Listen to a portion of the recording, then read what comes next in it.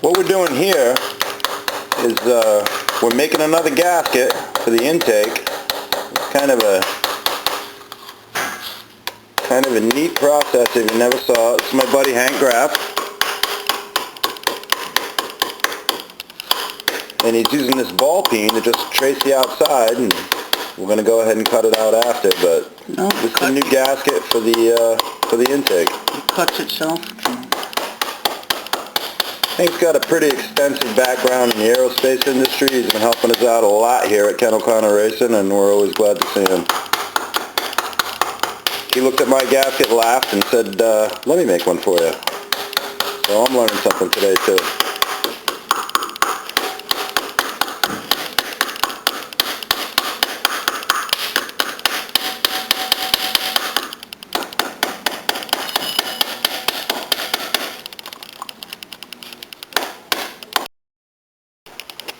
Alright, so here's the finished product.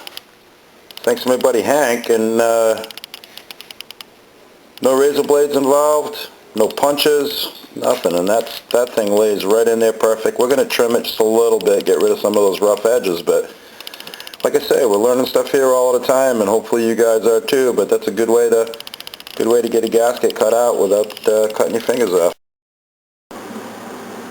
Well, that solution worked pretty good, and there's a shot of the washers that are under there, and that worked fine. I got my buddy Dave Fontaine making the shims. He's not very smart, so I expect it's going to take him 3 to 4 days to do it, but he's making the shims for the spark plugs right now. And what I'm working on is the clutch. The way this clutch works, these springs, we've increased the RPM of this engine. I'm not going to change any of these springs. I don't even know if I can get them, and I'm hoping this is going to work good, but I'm thinking these springs, I may have to find a way to put some more tension behind them. And it looks pretty easy. If you look in here, it might just be as simple as taking this spring and just making a little collar for it to throw some more tension, but we're going to try it before we do anything else. So that's where we're at right now. This is an old machine. It's an old clutch. We've got a bunch of PB blaster on that right now, soaking everything so it works. It wasn't operating when we got it in here. I got this thing to move now, so that's where we're at for right now. Alright, I'm still waiting for Dave to make these spark plug spacers, but looking at this thing, these pins are actually riveted in, but I'm thinking if I need to increase where this clutch engages, the other thing we can do is I can just machine these bigger diameter, and that's also going to increase the spring pressure, and I'm sure this will work fine with a aircraft nut and a bolt going through it, some grade 8 stuff, but that's where we are with the clutch right now, still waiting for spark plug spacers.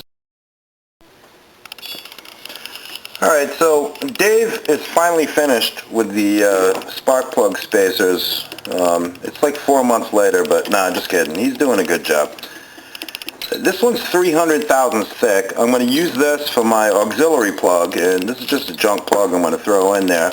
This is a new plug, and this is 200 thousandths. If you recall, we took about 80 thousandths, 75, 80 thousandths off the head, and 120 thousandths off the cylinder.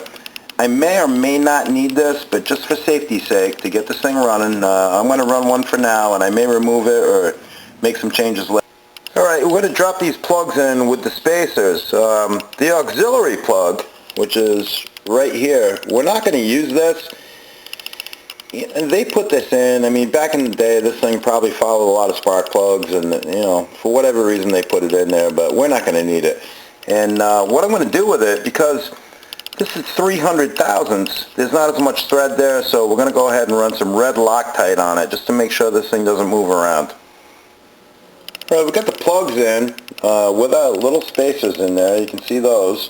This is the plug we're going to use to fire it, and again, I got a 200 thousandth spacer in there.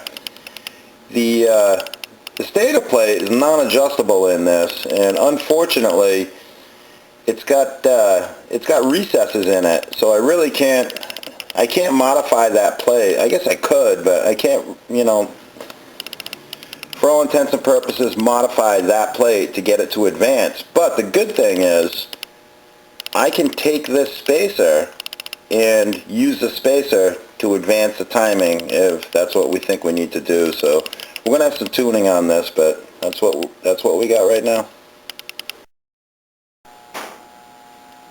So that's it. Our engine assembly is complete. We got the clutch on, stator, everything else.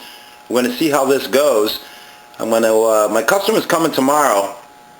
He's going to pick this up. Hopefully he puts it in pretty quick, and we're going to show you, you know, if this works. If it doesn't, I mean, on paper this is going to work pretty good, but we'll find out. I mean, Honda left a lot on the table as far as technology and how this engine was built, but I think we figured most of it out, and we'll see how it goes.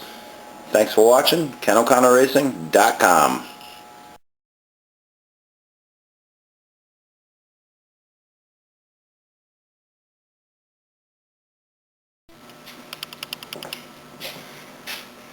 I lift things up and put them down.